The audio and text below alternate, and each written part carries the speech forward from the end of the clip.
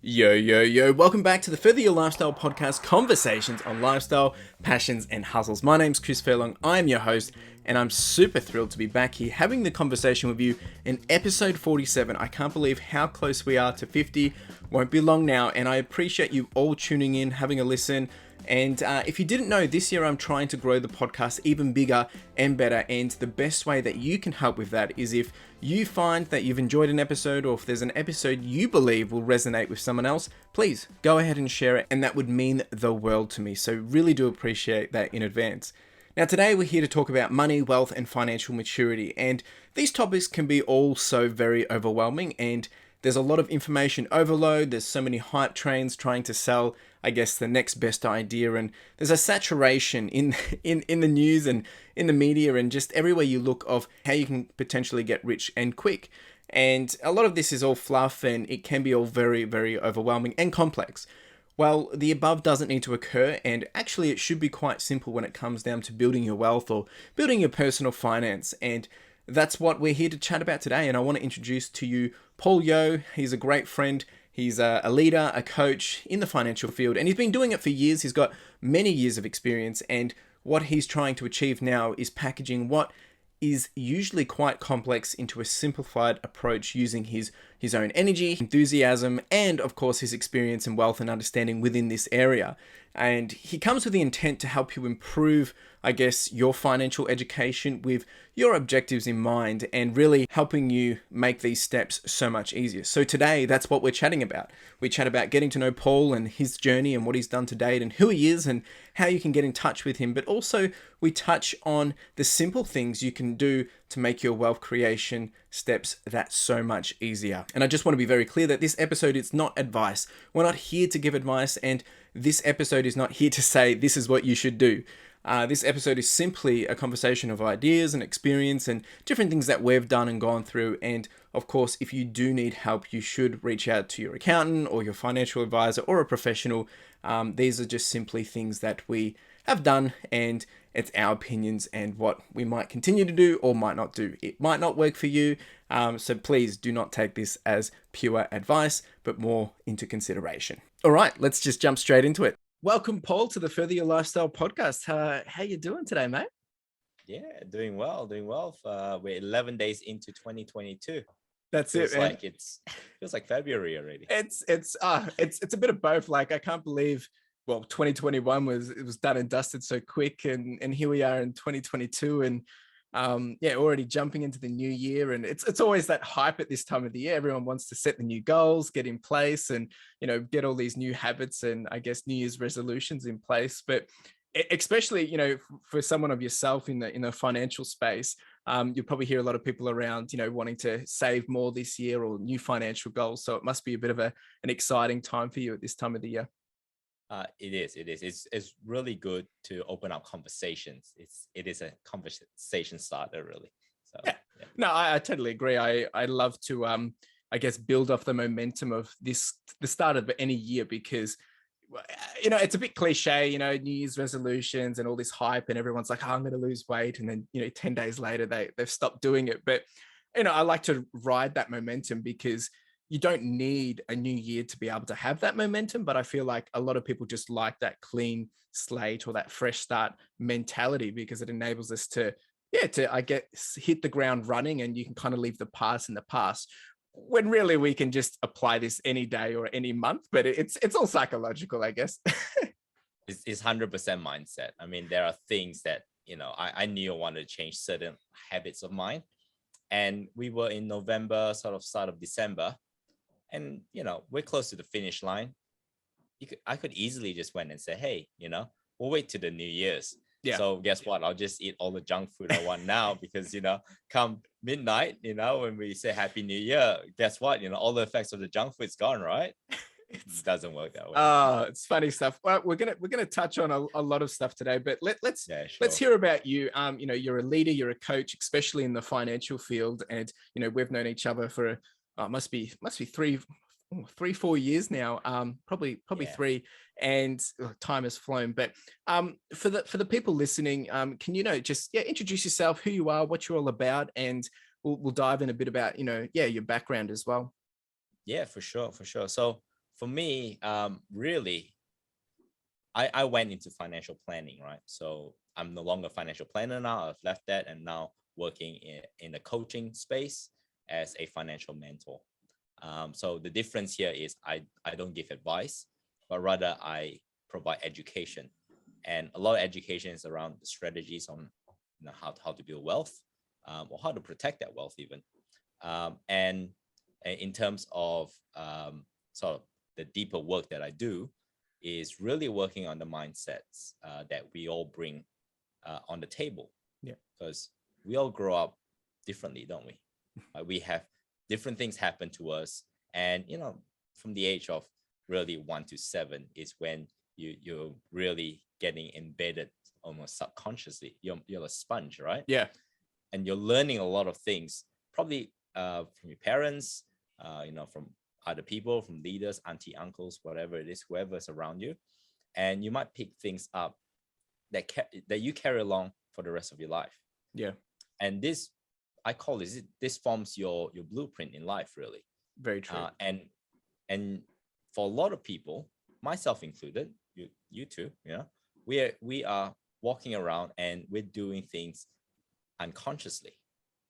Yeah. So it's bringing that unconscious to the conscious, and it's the same with money, because money is an emotional subject.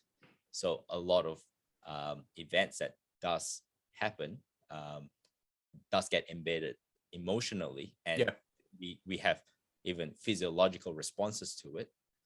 And how do we then reverse some of these, especially those that are not serving us? Yeah. So that's the deeper work that I do with my clients. A little bit about my background here. Okay, how I started in the world of finance. I was actually a graduate of applied science, exercise and nutrition. Right, so it's completely different. Did a whole 180. But really, I did it because I followed what mom said. Right, mom said, "Look, Paul, I want you to get a degree, and once you get a degree, you can do whatever you want." Yeah. So for me, it's like, yeah, all right, I'll just pick that one, right? So I can start doing whatever I want quicker. And what I found was there was really no jobs, and that's what I was looking for. That old saying, like study hard, go to school, study hard, get a degree, get a job. Because I picked that one, and then I realized, well, actually, the jobs that I want requires me to go into honors, requires me to go into postgraduate.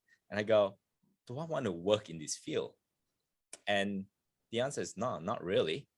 I actually enjoy interacting with people. Yeah. So my sister went into business straight up.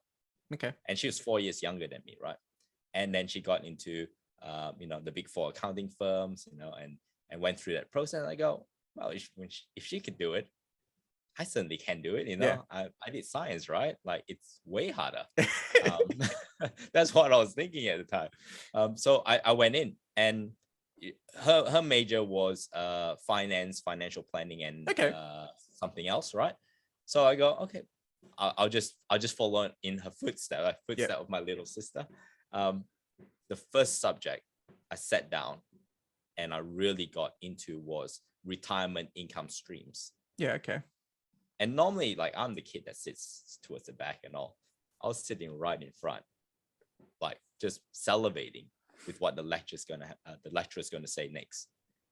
I learned so much, and it's something like, retirement's coming. Yeah. For everyone, but being in my 20s, by then, so hitting towards mid-20s, I realized, like, wow, this is so interesting. Why don't I learn about this now when I'm younger? Yeah. And that sort of brought me to this trajectory to becoming a financial advisor. And of course, going through the motions, I went through working for a big industry super fund. And that's where I got my first taste of giving advice to people. I was over the phone advice. Yep. So the great thing about that is I get to speak to a lot of people and give general advice over the phone. Yeah. Okay. And when I mean a lot, I mean in my 2 years there, I spoke to over 4,000 people. Wow. Yeah. So, and it's all around Australia. So I got a really good sense of people all around Australia. We are Australia centric. Yeah. And then learning about their mindset, their pattern, because we get clues on what people say. Yep. What we believe, what our values are, translate to what we say. And that's where I realized, okay, well, why are there some people in this world that are doing so well financially or continuously do well financially? It's almost generational. Yeah. And why some people are poor and they generate generationally poor. Yeah. So that got me curious. And of course, later on, I went to the banks and worked for two of the big four banks here in Australia. And that's how I met you. And yeah, I got to dive deeper into their circumstances. And I got to see a lot of profiles because we were able to see, bank accounts and all of people. So that was a really good experience for me, I'd say, because now I get to understand even more, what people go through. Yeah. And fast forward from there, I started my business in financial planning, and COVID hit, and it just became harder and harder and harder. And what I found, and that's where I started my journey in coaching as well. When I left the bank, and it's a matter of should I be doing both or should I really pick one path? And this is where I feel for myself that coaching is really the path that I'm most excited about. Yeah. So no, that's it's great. And you say it like it's just happened overnight. So I want to back it up a bit and just dive into a few things here that have taken away. So, I mean, this has happened over, I guess, 10, 15 years of you going through that, studying, career, and now kind of realizing, this is actually now what you want to do, the coaching stuff, which we're going to touch on later. But is that right? It's about 10, 15 years of a span? 2008, 2009. Oh, jeepers. Yeah. Okay. Yep. So what a journey.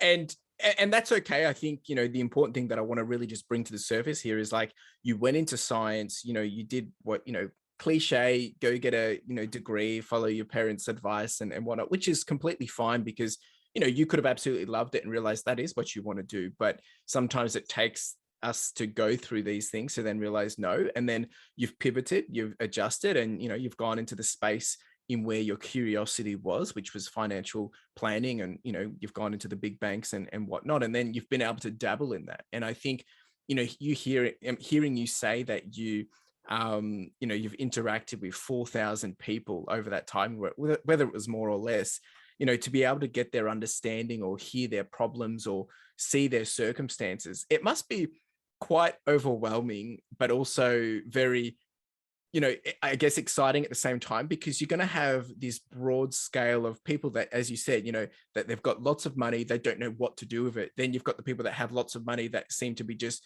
growing with even more money. And then you've got the people that don't have any money, but they want to all of a sudden be retiring in 10 years time. And you're thinking, well, there's no chance of this. And it must be quite like, you've got complete different ends of this spectrum. And how do you psychologically manage to that? Because, here you are, obviously you're giving over the phone advice, and it's not advice that's necessarily going to guarantee that, they're going to be a millionaire in 10, 15, 20 years.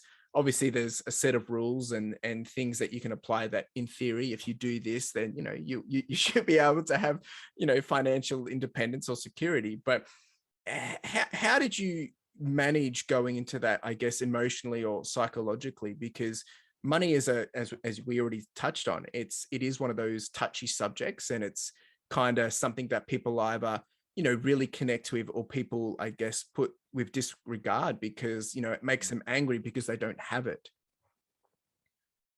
Yeah. How did I go into it? I think I've been very fortunate the way I've been brought up. I mean, I wouldn't change a thing. Yeah. Most people have their moms and dads, but some comes from divorced family. I happen to come from a divorced family. Yeah. Okay. But the good thing was, very early in my life, and when my mom was younger, my mom and my dad were together. They they had conferences. So my dad was, funnily enough, in insurances. Okay. So I kind of followed his Yeah. footsteps going to financial advice, right? And they went into a program, like a seminar, Okay. presented by Bob Proctor. Okay. So you know Bob Proctor, yeah? No, I don't actually know. You don't? Nah. Well, he's one of the OGs out there. Okay. Yeah, check him out. And yeah, they were into personal development to an extent in Right. the early times. And mom always instilled in me beliefs and say everything is a state of mind. Yep. When I was 9 years old, and I believe that. And when I asked my grandfather about it, because mom, when after they split, mom worked a lot, right? That's how Right. she single-handedly brought Yep. 3 kids from Malaysia to Australia. And my granddad, I spent a lot of time with my grandparents. Okay. And my granddad used to do a lot of meditation. So there's a lot of Buddhist, Okay. Buddhist learning. And, I learned about meditation. I learned about non-attachment. Okay. Because I was understanding the world. Mom talks a lot of Buddhist. We're Catholics now, funnily enough. So what a journey. And yeah, learning about non-attachment, it sort of prepared me, I guess, spiritually. Yep. When I went into finances, I realized that, like I don't have to carry these burdens. Yeah. Like Okay. I'm just talking to people. I'm helping them. Yep. So a lot of it came from the heart. Yep. And yeah, it's nothing I carried away from it. Yeah. I don't know. That's a good answer. No, I Yeah. get it. And if I play it back, because it's kind of like, there's empathy applied there, but also I guess it's like if we change the scenario, if you were a counselor and you were helping people get through a circumstance, that counselor has to be in a position where they're not going to want to always save the person, but they're there to help the person, but they're not there to save the person, right? Because at the end of the day, the only person that can save the person is the person that's requesting help, right? Because they're going to have to go do the work. They have to put in the effort. They have to follow some steps in order to get back on track or whatever it may be.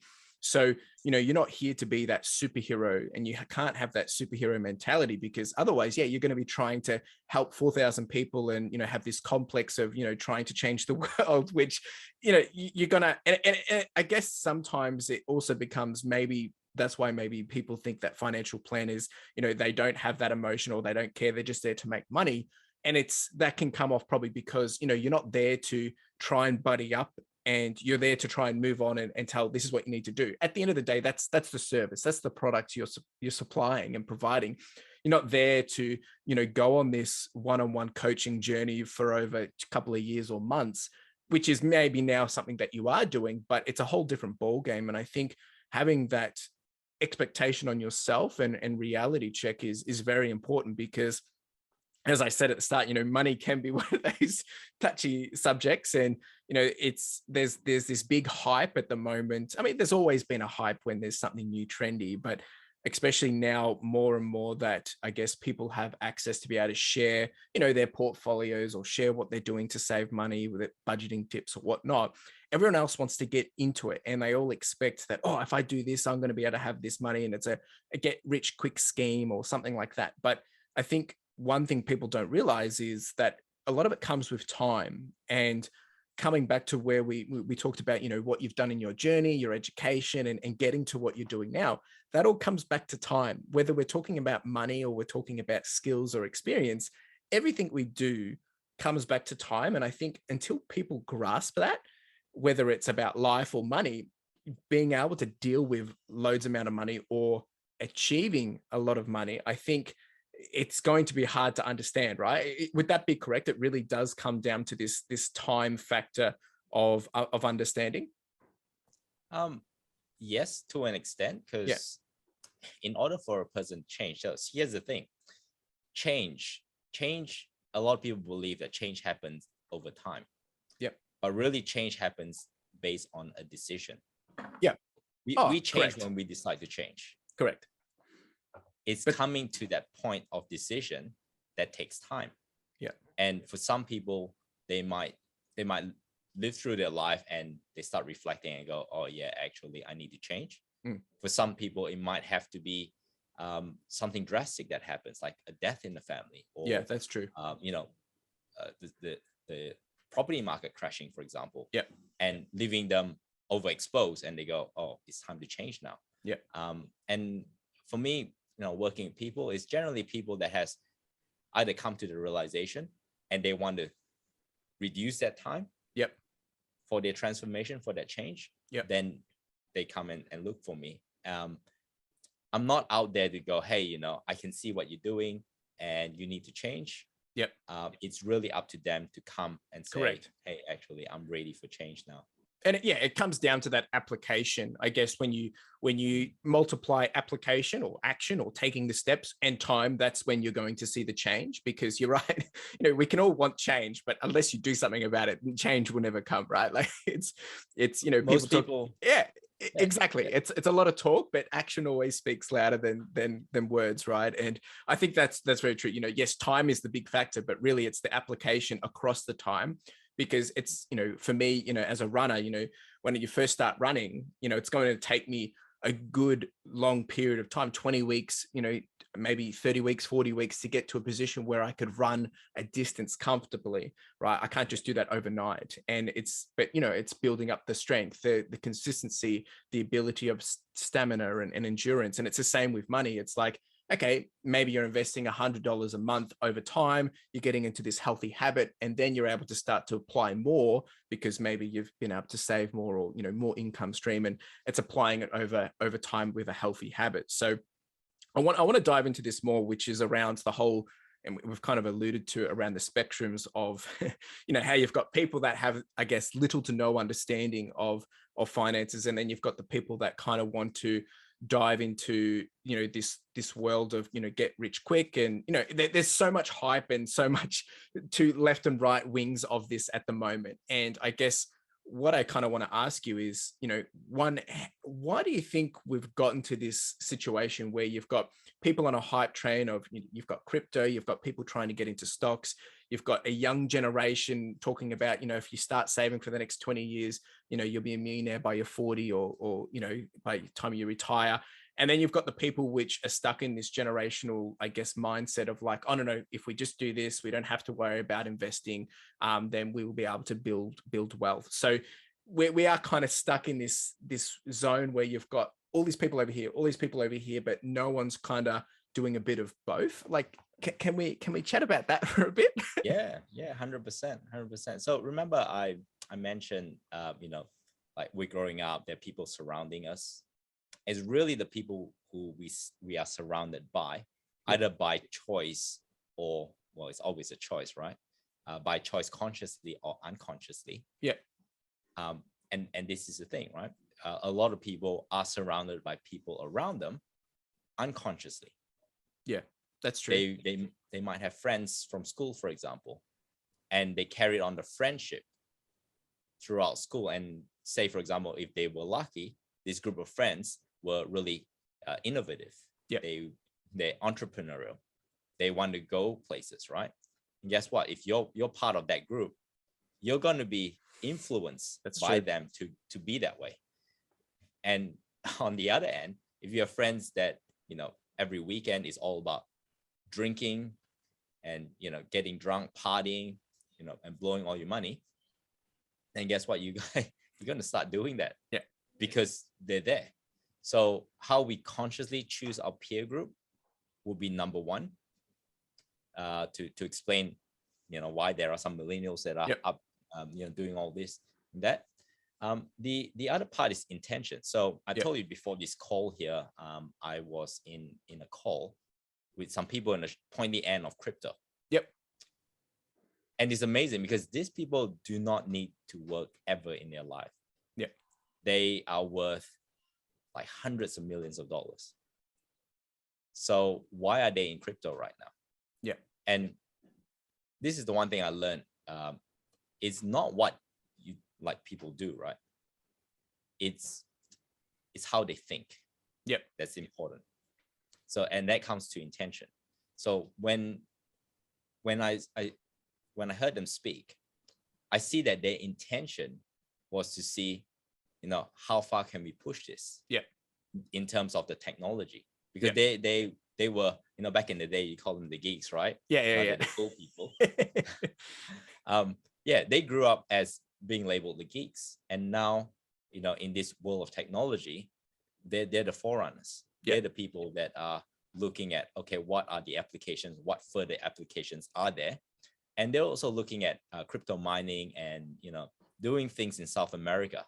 Yep. Literally building mining facilities. Yeah. To mine crypto using renewable energy. So there's a part of them that's solving a problem. Yep. On the energy consumption with regards to mining. So it is that intention. So the mentality, a lot of people as well. Yeah. Mentality. Absolutely. So a lot of people going into that get rich quick schemes, right? Yeah. Or wanting to get rich really quickly. If you look at what their intentions are, you find that the intentions a lot of times it's nothing to do with money. It could be they might be in a shitty job right now. Yeah. And all they want is out. Yeah. And the way they can get out from this is to get rich. Yeah. But see, they're not addressing the real problem. That's true. Yeah. And this is where people go in and literally they're gambling.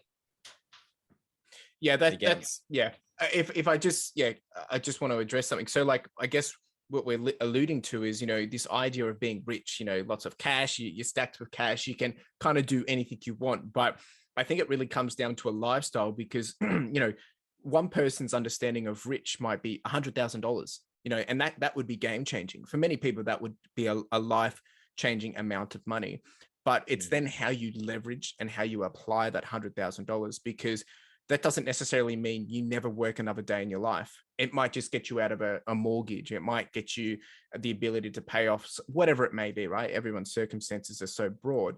But then there's this mentality of rich is like, well, actually, no, I don't want to have to work another day in my life, which means I need to be having an income come in of, 40 to 60, maybe even higher $1,000 per year. So really, they need to be, they need to have a nice lump sum of $2 million before they can start to make any big drastic change into their life. And I think it really does come back to that mentality and understanding and intent of, well, what does rich even mean? And what are you even applying the money for? Because there's, I know there's, I'm probably making it up, but there's that statistic around, how many percentage of the people that win the lottery end up being, worse off than what they were before they won it, or, they end up losing it all within how many years. And it's because they don't know how to manage it. They don't have the mentality. They didn't have any intent. And it's overwhelming. It's kind of like when success hits us quickly, like if you're starting a small business and then all of a sudden you're inundated with 1,000 customers, yet you've only been managing 10, that's an overwhelming experience. You don't know how to handle it. And the business probably flops because it can't keep up, crashes, people aren't happy. So, whatever reason, it's the same with money. You get too much, you're overwhelmed with it. So you spend it, or you try, we can blow it on this. I will buy that new car. And unless you know how to manage it, handle it, I guess digest it, then really it's not really the right thing to go about of just getting lots of money really quickly, because money doesn't solve all your problems. No, and what you say is exactly right. There's so many people out there coming to inheritance, even not just a lottery. Yeah. Right? Inheritance. In my days, in my early days, I actually met a young man in his 20s, and his father passed away. Luckily had life insurance, so passed him about $700,000. Wow. A young 20-something-year-old. He could have set himself up. Yeah. He was, the banker actually said, you better go see a financial planner. Then he didn't do that. He waited 2 years, and he blew $400,000 in 2 years. And he came back with whatever's left over, almost in tears, and actually saying, I really need to do something. Yeah. I spoke to him, and then guess what he did? He did about it. He didn't do it. Yeah. And he probably went on. I never spoke to him again after that, because I moved across to another bank. And my guess is he probably blew it all. And it really does come back to mentality, ways of doing things, or habits. And it's not to put the blame on the way we were brought up, but it's like with anything that we do, it's those bad habits that you pick up when you're young, from what you've seen. You're influenced by TV, you're influenced by social media, you're influenced by other people. And it's not that it's right or wrong, because obviously if we use parents as an example of teaching you how to save or teaching you how to manage your money, they're not doing it because they think, well, they're doing it because it's the best that they know, right? They're not trying to make your life any more miserable. They're trying the best because they can only teach what they know. You don't know what you don't know, right? So I can understand how that generational thing feeds through, and you end up doing it this way because you don't know it any other way. And I guess that kind of leads me to my next point around, well, finance, it comes across as very complex, especially the media breaks it out that in order to do this you need to save this, and they try and break it down and make it seem really easy, but it's a complex conversation, which it's scary. And I know there's another quote or something that people say, that people are more scared about talking around their finances than they are talking about sex, because it's one of those touchy subjects, because maybe they're in debt, or they've got too much credit card debt, or maybe they don't have any savings, and it kind of diminishes you down to this, you've only got $1,000 to your name. But I guess thinking about how we have these generational pass-throughs, or we have these educational gaps, or there's the situations where people just have been breezing through and don't even realize what they're doing. How can we start to change this? How can we simplify the complexity around finance? And I know there's probably multiple ways we can look at this, whether it's whether you're a teenager graduating from high school, or maybe you're a young adult and you're just about to start your career, and then you've got the people such as midlife crisis, where they're having a career change, or they've realized they want a lifestyle change. But then you've got people all the way up to the end where they've realized they're about to retire and they've got no money, or they need some money to be able to make that financial difference. So how, and I know this is a very, very broad question, but how can we start to simplify it across these different areas in life? So before we even go to that, I believe taking a step back first, and because as human beings, right, we are creatures of habits, and we're also creatures of shortcuts, right? Because we get bombarded with so much information, like you say.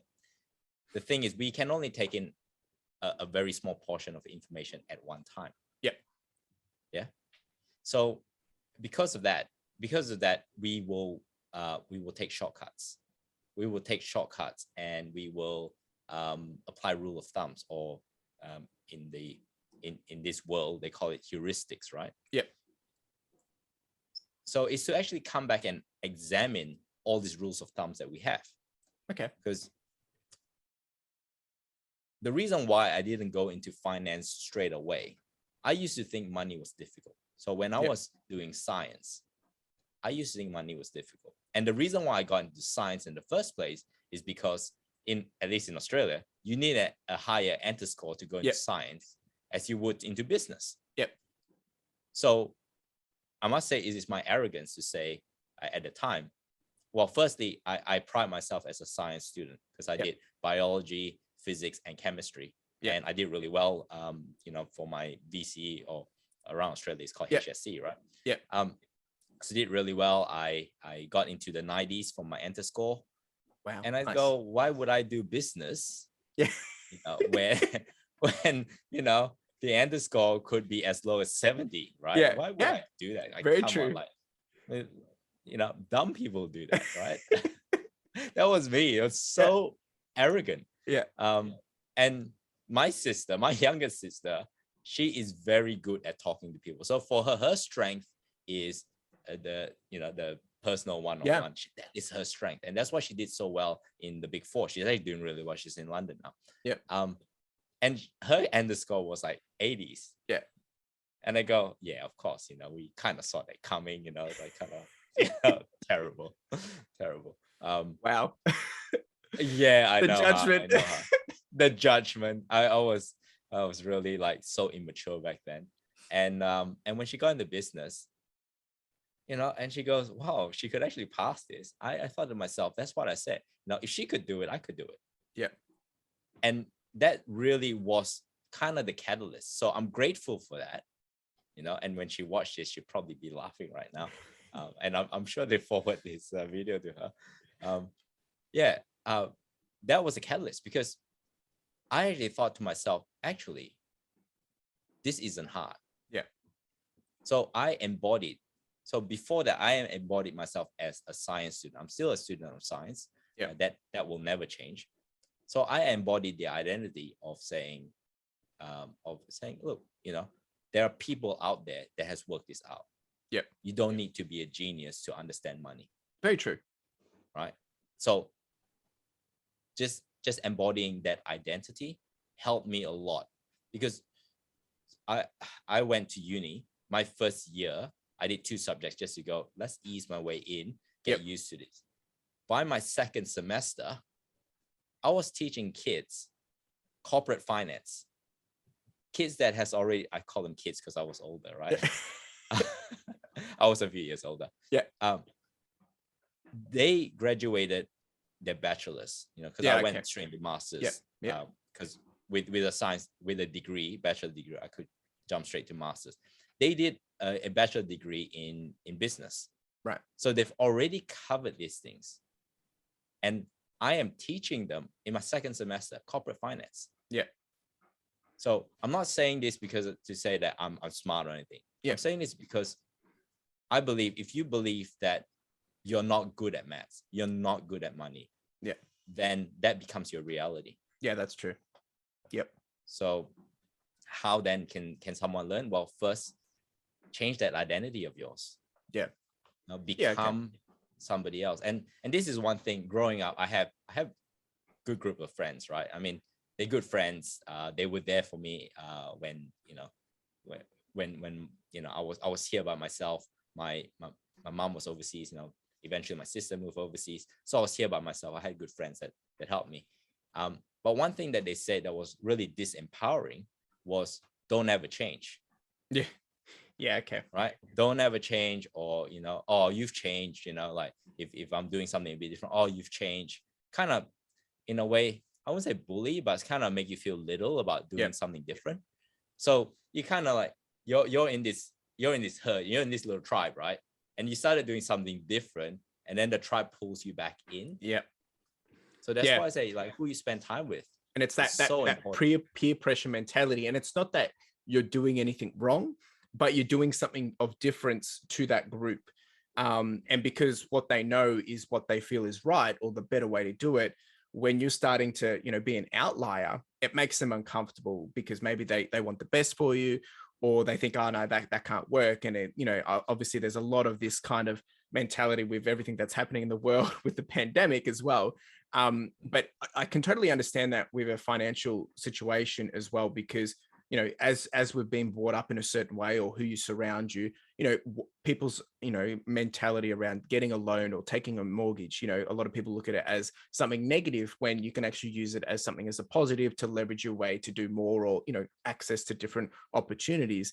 But how you've been, brought up around that perspective will change the way you execute. It's the same with the share portfolios, or same with crypto now these days, or getting into the world of NFTs, which is a whole new ball game.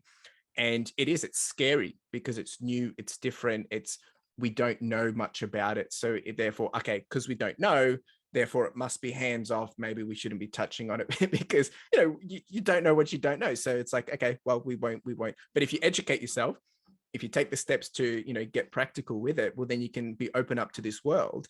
And it's so funny how we're so, I guess, so we're such dictators to ourselves and saying, nah, this must be right. But, we're not willing to invest 50 hours on researching into a topic, because if you spent 50 hours, you'd be changing your perspective of that, whatever that context is. Let's say if it was around crypto and NFTs, spend 50 hours learning it. All of a sudden, it's going to be a game changer potentially for your understanding and how you go apply yourself into the financial world. Whereas not spending that 50 hours and just sticking to your guns and being, whether it's arrogance or pride or trusting what you think is the best way, nothing will change.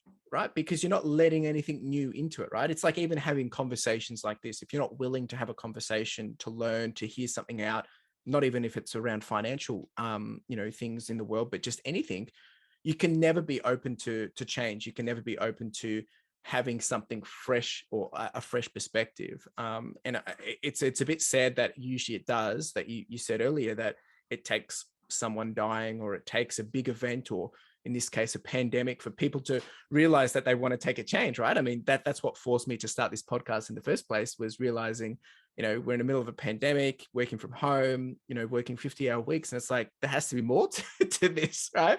I'd rather do something for myself. And, which, I'm totally so grateful that I was able to get that perspective from that, situation. But that in itself takes self-awareness. It takes guts. It takes, I actually have to still take the action to do it, step away from a job and take action. So really, really from what I'm taking is, it's like, well, it really does come down to an individual, regardless of what they've been educated or how they've been brought up.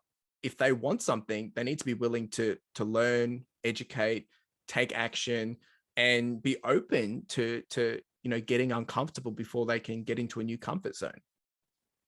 Yeah, 100%. It sounds simple, but it's not. Yeah, conceptually it is simple. Yeah, and really the steps are simple, because it's those baby steps. It's those little habits or micro habits that we're building toward it. Correct. Isn't it? Yeah. Correct. One thing I do want to add, because really sort of the underlying thing. Yeah. Now you talk about taking a chance for yourself. Like in your bio, taking a chance on yourself. Really, a lot of people in this world, and this is has been my observation, like throughout the years, right? Yeah. Because apart from working in advice, I also worked in the call center before that. Yeah. Okay. Taking inbound calls, whereas the advice part is outbound calls. So I did both. And before that, I also worked in the casino. Oh, okay. Once upon a time. So I've done a lot of different things, and I've seen a lot of different people, and somehow customer service has always come back to me. I see a lot of people's drivers are fear. Yeah. And if you look at the media, fear is all driven by fear. Yep. And that's because True. Fear sells, right? That's why media plays it. And the things, we get conditioned with fears, and whenever we make a decision, even if you say those people who want to, make money fast, underlyingly, if you really broke it down, their intention is driven by some sort of fear. Yeah. And in the wise words of Tony Robbins, like, anything that you do because of fear is never the right decision. Yeah. Yeah. And that's what I started to realize. And when you mentioned before about that self-awareness, it's great to actually come back and reflect on your behaviors, right? As in, like, your spending behaviors, or maybe your budgeting or saving behaviors, or your investing behaviors, buying behaviors. Then ask yourself, am I doing this because of fear? Yeah. Say, for example, marker pens. I use that as an example because I bought marker pens when they went half price. Okay. You don't even need marker pens, right? But they were half price. Why? Because you say the fear of, because tomorrow is going to go up again to full price. Yeah. So that was a scarcity mentality that I had.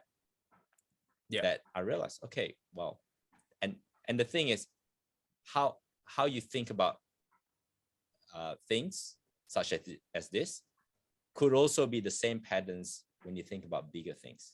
Yeah. So these are small things and bigger things, and then that could drive bigger behaviors. It's like, it's kind of like, like how the butterfly, effect as well. It might have big ripple effects other side around the world. It's the same with your life. It's like how something so small, which you think is harmless, like, you buying markers because, you're worried that they'll be full price the next day.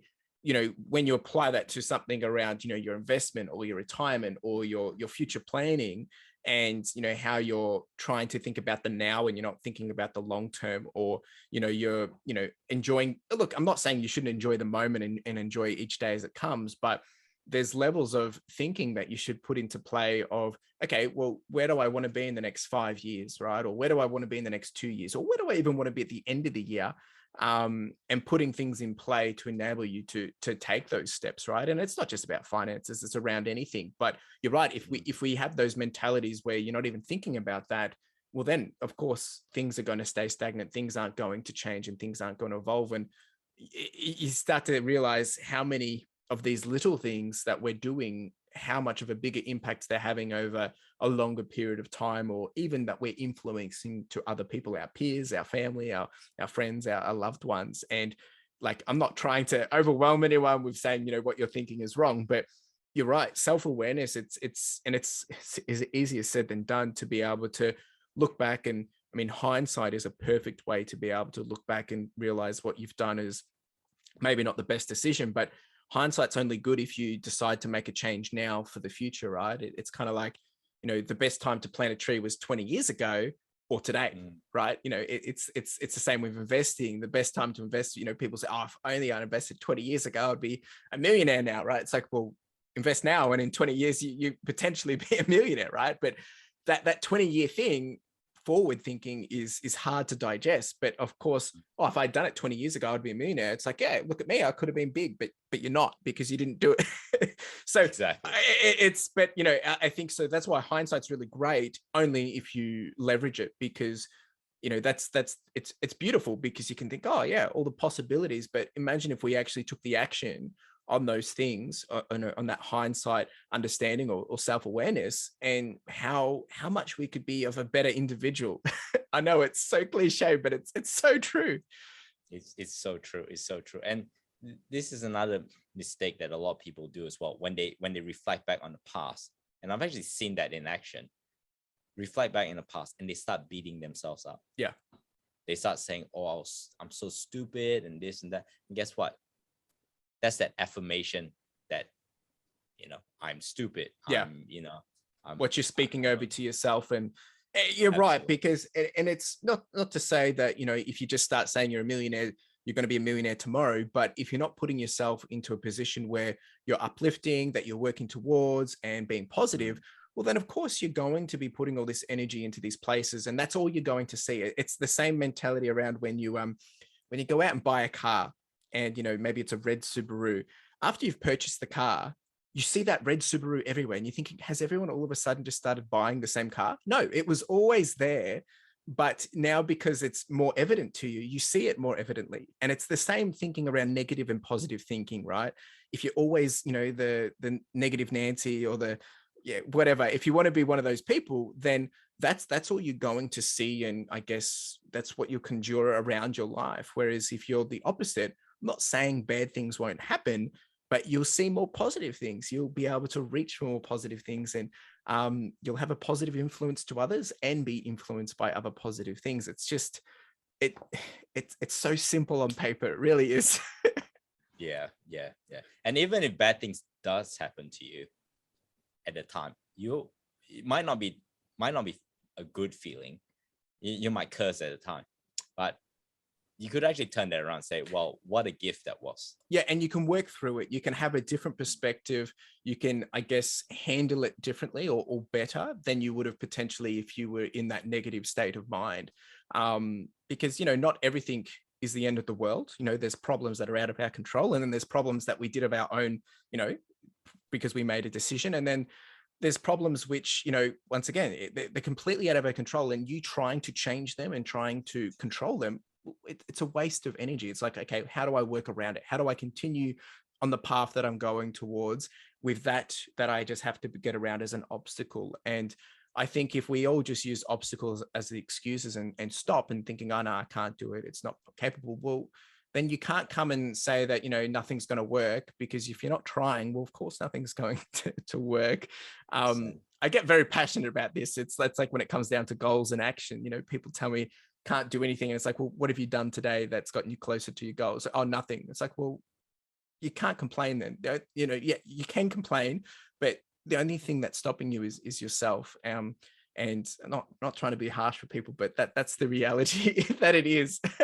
No, it is 100%. Yeah. So with all this, and we've been leading up to you touched on all your past and what you've been doing, and now what you are doing. And you're really, and I'll let you kind of talk a bit more about what you are doing now, but at the end of the day, you're now focusing on helping people navigating their financial game, and getting ahead in their finances, or getting into a stable position. And that's where you come in now, right? You've gone through this process of understanding how people think. You've been in the situation of helping people make maybe better decisions, or giving them the advice of what steps they need to take, which was more of that one-off advice, and you move on. But now you're trying to help people on a more ongoing basis as a coaching program, or as a system, I guess. But let's dive into that a bit. So what are you actually doing now?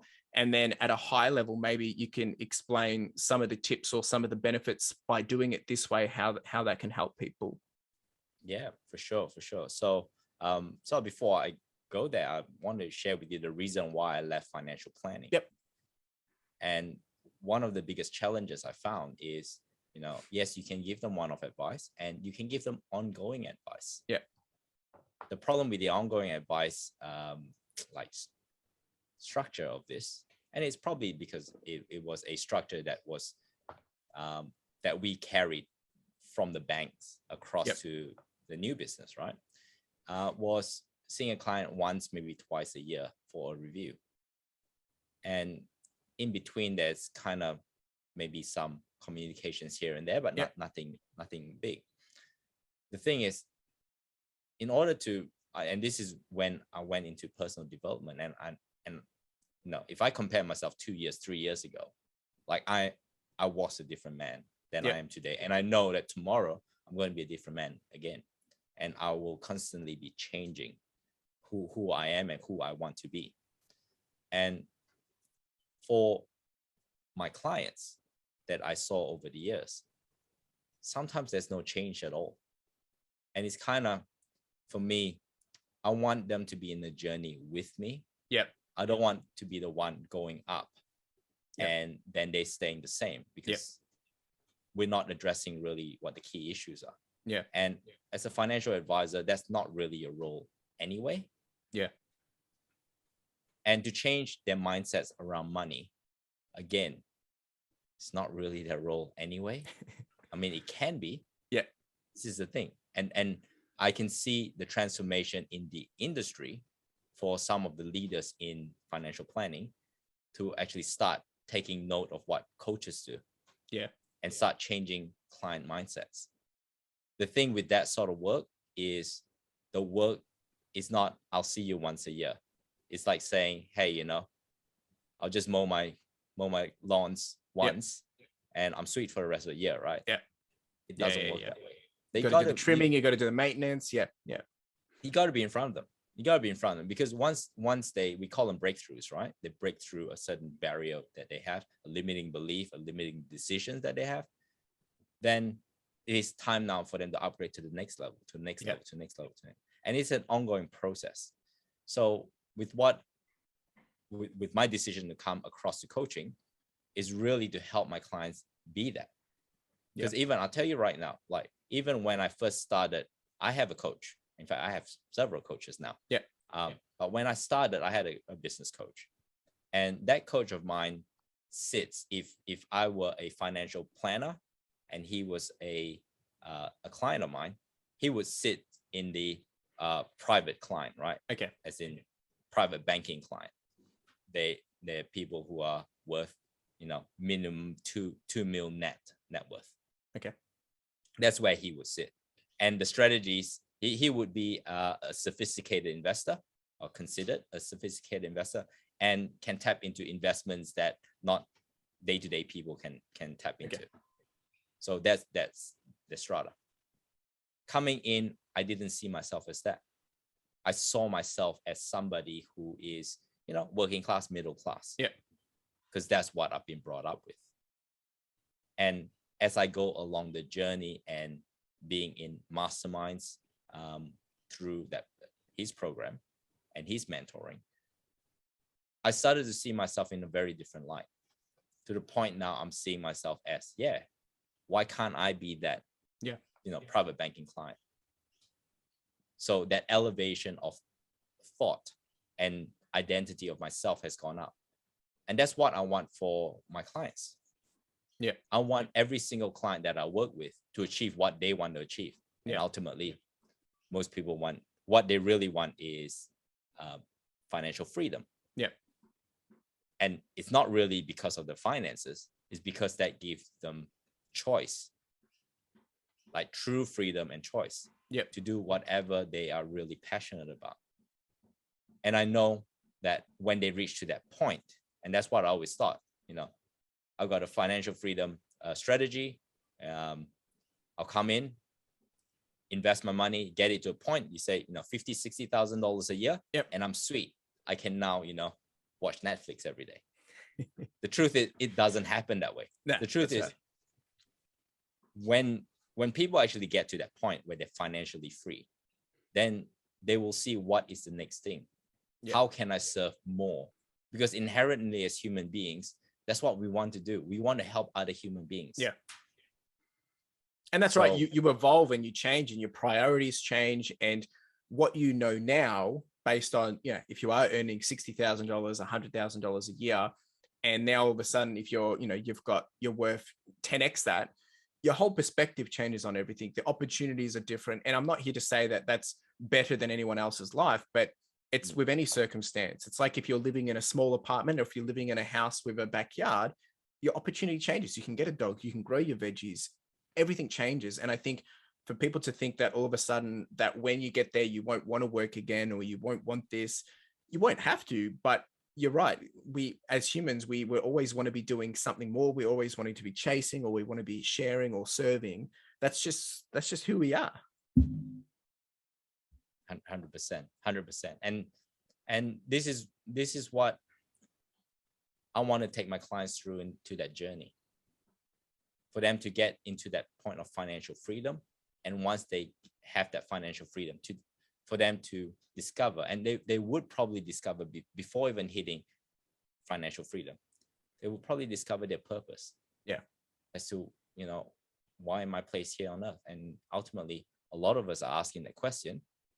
But some of us aren't, because we're being brainwashed by the media, brainwashed by governments, brainwashed by saying you have to retire at 65. And that was what, remember when I was at uni, retirement income streams. That was age 65. It's and now it's only getting higher and higher, right? It's like, but it's that mentality that's, I guess, really pushed into our mindsets from a young age, and it's pretty consistent across the globe, I guess, but in different areas you'll learn different things and how it's represented and how it's presented. But in Australia it's literally like, it's like, the whole Dolomites, when from Combank when I growing up, and it teaches you to put this money in, but as soon as I turn 16 or 18, I'm getting a slip in the mail for, sign up for your first credit card, you can do all this, you can buy all that. And it's like, but like, unless someone's there to tell you, like, this is bad, or, what does this actually mean? What's the consequences if you don't do this? And, that mentality isn't it is a lot more spoken about now. I know that, but it's, over 15, 20 years of that understanding, when someone tells you differently, you're like, what the heck, you're wrong. Like, because, you've got 20 years of experience that, this is the right way and this is the best way, and this is how everyone else is doing it, so it must be right. But it's no. So the coaching, I love that, how you've expressed that, you want people to come along for a journey with you and help elevate them. And you're right, because, I think people get this, I guess, this bitter taste towards people. If they're giving you advice, yet they're not growing, but you're getting better, they'll be thinking, what's this guy doing? He's just taking all my money. But once again, that's not your fault. If they're not applying themselves, or if they're not doing the work. And you're right, having that coaching one-on-one, it kind of it makes them feel like you've got more skin in the game as well. But not that it's about having skin in the game, but you're on a journey together. It feels like we're on a drive together, where we're doing this together, and there's a bit more, I guess, love and integrity there, which I think, if anyone's trying to, change, whether it's financially or anything, having a coach and someone there to keep you honest, or a mentor, it's always going to keep you, more aggressive in terms of achieving your goals, because that accountability, we don't like showing up empty-handed and saying, I haven't done it, because of that disappointment, not to them, but to yourself. So I think Mm. that accountability factor would be a huge piece to play at this as well. Well, yeah. And the thing about accountability is the accountability is to themselves. So, Yeah. and I admit here, I'm selective in who I work with. Yeah. Because there are really two types of people when it comes to this space. There are people who want to change, and there are people who want to change. Yeah. I'm looking for those who want to change. Yeah. No, I totally agree. And it really does come down to the individual that is willing. It comes down to that willingness, right? Because you're right. There's people that want to change and want to change, but unless you're willing to do the work, because you're not providing the change, you're providing the steps, you're providing the support, the framework, the structure, whatever it may be. But, all you're doing is showing up, putting your hand up and saying, I'm here to help. Whereas you're not doing any of the work. You're giving the support, the approach. But if they're not putting in the steps, if they're not trimming their lawns, it's going to get out of hand, and then you're going to have to pay the big bucks to get it fixed, or clean up a mess, or do a lot of hard work to clean up your back lawns, right? Because it hasn't been mowed or it hasn't been managed. And it's such a simple principle, and it kind of comes back to Atomic Habits, the book from James Clear, right? Putting in small things on a regular basis to ensure that you're going to get there, right? Or doing 1% better every day gets you to like 38% better by the end of the year. Point is, if you're doing that small progression over a long period of time, little bites at a time, you're going to get there a lot quicker, and it's going to compound a lot quicker. And I'm not just talking financially, I'm talking in general. And that's really what your intent is to enable people to do from your coaching perspective, correct? Yeah, 100%. I believe that everyone out here right now, look, if you're living in Australia, especially, definitely if you're living in the US, financial freedom is 5 to 7 years away, 10 years to be conservative. Okay. So within 10 years, anyone can be financially free. Wow. That is the truth. That is the hard truth. The reason why a lot of people don't get there is sometimes they're not willing to give up certain things. Yeah, that's true. Certain beliefs. So they'll stay stuck there longer. And look, it's ultimately decisions that they want to make. Yeah. And what's the name of your coaching program? Like what is it? If people wanted to find out more, what's it called, or where can they go to see it? Yeah, so they can certainly connect with me directly on Facebook. I have a YouTube channel, a little bit quiet crickets. I'm going to put more content there, of course. My focus has primarily been on Facebook. So you can look me up. Paul Yeo is my name. Your Wealth Game Plan is my business name. Okay. So you can look me up there. And all this is in the show notes for anyone that's listening. Can go click on the links and check it out. But I wanted to make sure people hear it from you, so they can, if they are driving or whatnot, they can hear it and look it up a bit later. Now before we do finish up, I do want to just dive into some random rapid questions. We've covered a lot in this episode, and it's can be quite aggressive when we talk about financials and getting goals and changing your life. But this is just to ease it up a little bit more and just help the audience get to know you a little bit more in some of the different areas. Of course, they are rapid fire questions, so if you can keep them short and sharp, that's great. But if you think there's some nuggets there worth sharing, then you can share as well. The first one is favorite book that you have read. Oh gosh, too many to name. But yeah, actually, the latest book I actually finished was James Clear's Atomic Habits. You just mentioned that. Yeah. I am using that to build a productivity system for myself, for my business, which eventually I'm going to share with everyone. It's such a good book, and it's so simple. And a lot of these things are, and it kind of comes back to, when you are, I guess you come into more understanding about something that you didn't know, and how it can be something so simple, how it can be such a big game changer for your life because you just didn't know it. And you think, how did you not know it? Right? Like it's so simple, but it's the perspective or being taught or being educated in a new way. It's a great book. It really is. I recommend it to anyone. It's so good. The next one is, and look, there's probably heaps of these, but the biggest lesson that you have learned, or maybe the first one that comes to mind. Biggest lesson is and I never used to think or never truly understand this, is to surrender and let go. And I'm talking about your ego, my ego. Yep. I'm talking about my ego. And the thing is, you will notice when something triggers you, that's your ego talking. And to question that, some people just say, no, that's not it, and just walk away from it. But to question it, okay, for what purpose was that said? Is that a reflection of me? And how is that a reflection of me? And what do I need to change because of that? Yeah. And that's hard. That's real. Like that's like entering into the self-awareness, but you have to really swallow pride to do that. And I, like, when you said that, I'm thinking about the last time that I was triggered by something, and I'm thinking, oh crap, yeah, that's ego. But to go through that process, it's not it's not easy at all. I'm just playing it through my head of how could I have done that differently. And it's like, it's cringeworthy, because you really have to, eat some humble pie, and whether you said something wrong to someone else, or you said no to something because you just, reacted too quickly. But that's some really good, thank you for sharing that. You will know it, because it's a physiological response. You could get a headache, you could cry. Yep. You could get that sick feeling in the pit of your guts. It's a real feeling. Yeah. And that's when hey, something to address here. Yeah. Wow. That's powerful stuff. Favorite hobbies outside of coaching and finance? Cycling. Yeah.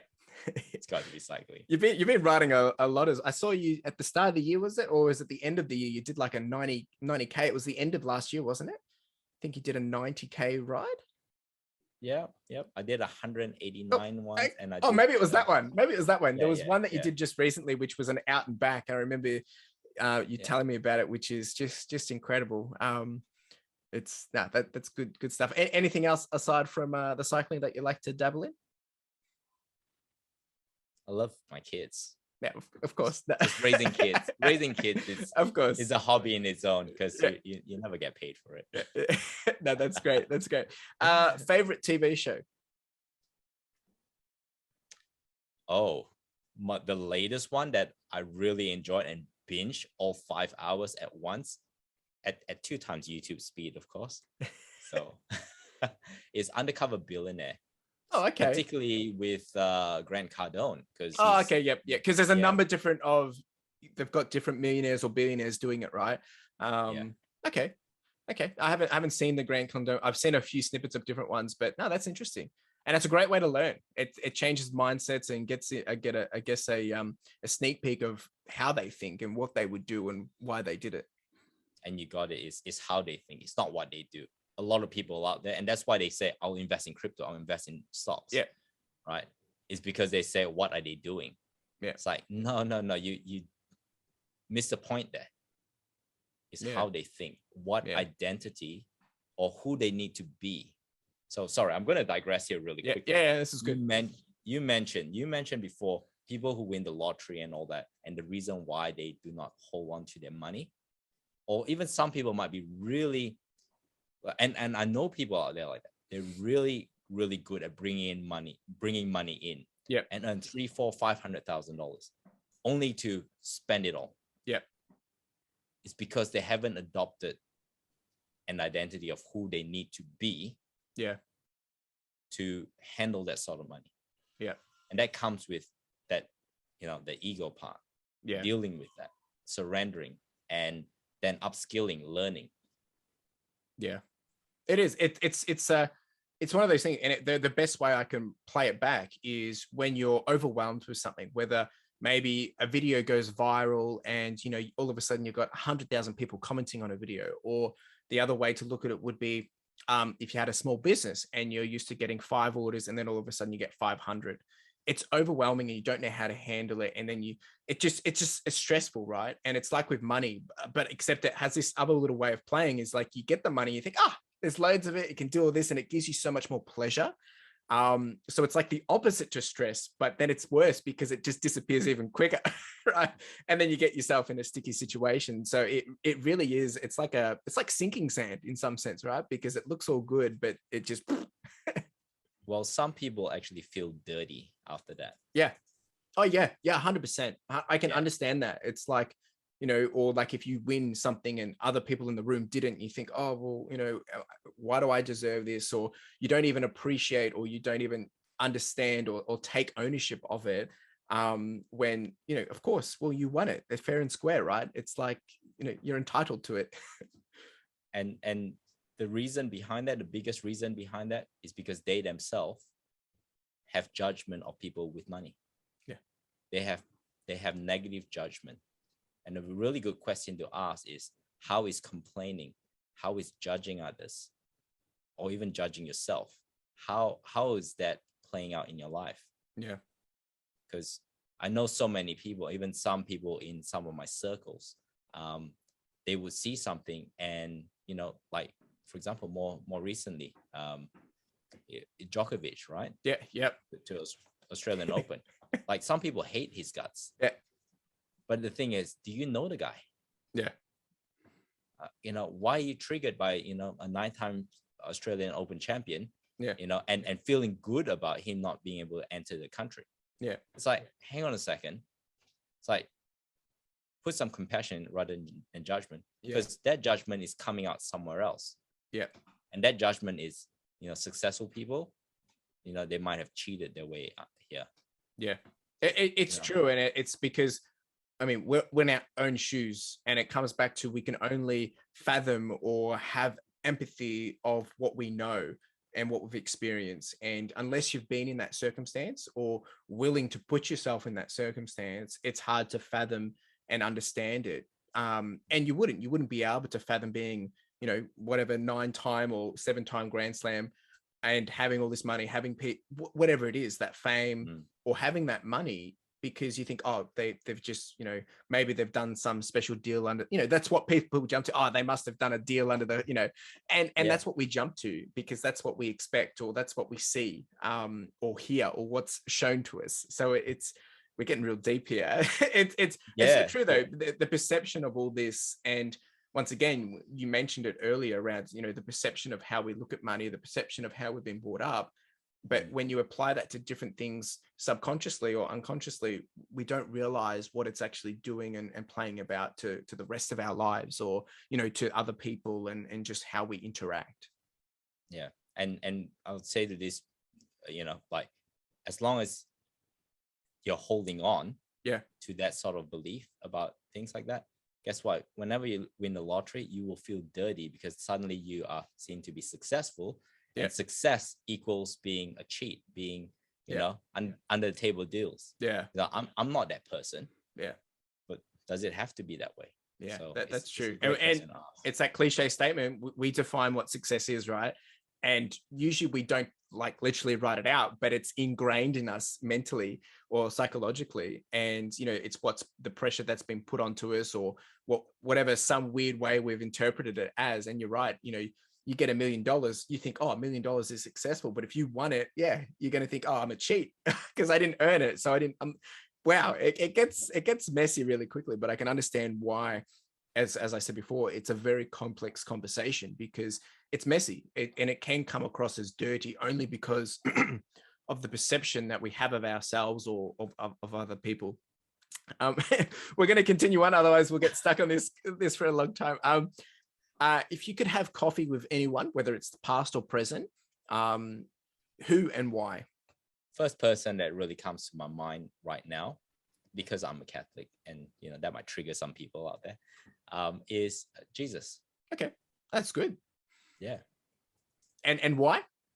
Oh, and why? Sorry. Yeah. And why is because he was, if you follow the life, or even, look, if you see it as a non-religious, and you see his life, no, he was the one that challenged authority at the time, and he was the one that had compassion for those in the margins, like your prostitutes, and your Samaritans, and all of that, right? So he is seen to be the person that included everyone. And I think in this world, we like, and even loving his enemies, right? Yeah. And in this world, you can see we're more and more right now segregating. Yeah. We have, vaxxers and anti-vaxxers. And in fact, I know a lot of people who, through science feel uncomfortable with the vaccine, but they're labeled anti-vaxxers. Yeah. So it's kind of creating a divide between, and even the US, all the Trump and the non-Trump supporters. Yeah. It's so true. It is. And look, it wasn't what I expected. I mean, I didn't know what to expect, but it's a really good answer. And I think it opens people's eyes, not because it was an unexpected answer, but it's so true, right? And what that brings of why you want to speak to him is because there'd be so much wisdom there of how to handling things. And you're right. I mean, the only way to really put it is in this day and age, there's just so much chaos in one way or another. And, I recently read the book 12 Rules of Life by Jordan Peterson. Yeah. And great book. Yeah. It's so good. And it's very deep and, it's not something that you can just, digest really quickly, but there's a lot of perspective and understanding in there to help you see things differently. And you're right. I think Jesus would be able to, well, I mean, yeah, he's the knower of all, right? So of course he would be able to ease our minds and give us that fresh perspective. But it would be good to hear it in a modern day world, right? Because of, not to say that there wasn't chaos then, there was chaos. Nothing's new under the sun, right? But it just helps bring this fresh perspective. And of course, if anyone is listening, and whether you are a Christian or Catholic or yes or no, and whether you attend church or not, but trying to understand that in this kind of world, it's very hard, because it's something which isn't easily presented in a way which people look upon as right, because people think, oh, people are judging, people are coming across the wrong way, and it gets quite messy really, really quickly. But I think it's a really good answer, and I would encourage people, if people haven't heard the story, go look at it in your own accord and look at it with your own open mind, because there's a lot to be learned there. It's a good answer. The last one I have for you before we wrap up is, and of course I have to ask this because we're doing a financial one, is if you win $10,000 today, what would you do with it? I would invest it. Okay. Any more detail on that? This is not advice. This is what Paul would 100% do. Not advice. 100% not advice. Well, if I can find a way to leverage it, I will leverage the hell out of it. Yep. Right. So my 10,000 can essentially be, I don't know, 30, 40, 50,000, maybe more. Because the key to building wealth, and look, for those who want to build wealth quick, is OPM and OPT, other people's money and other people's time. Yeah, you want to leverage what you have. So the 10,000's got to work for me as if it's working like 50,000. Yeah, to be in with. So I'll look for investments that I can leverage easily, without a lot of hassles. Yeah, and because it is money that I would not spend. I just want that money to make more baby monies for me. Yeah. So, yeah. No, it's good.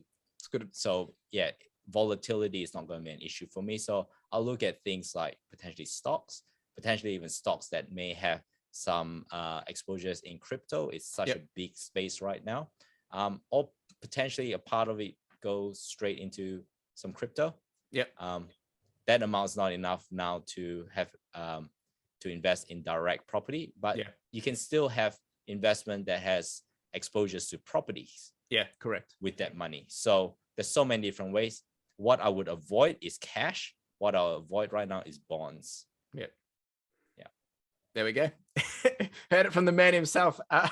Look, Paul, it's been a great session, and like we've talked about a lot. We've gone from financial, we've even spoken about Jesus, and we've gone into some real deep stuff in this conversation. And it's really good, and I think it really sums up the type of person that you are, and that's what I love about you. And I know we originally met as you were my financial planner originally, and you still are, and helped me with that. But we've become more friends and I guess colleagues in some sense. And that's what I love about you, is because you've looked beyond just, trying to make money out of me or trying to do a service, but, building that friendship and companionship. So I really do appreciate you coming onto the podcast.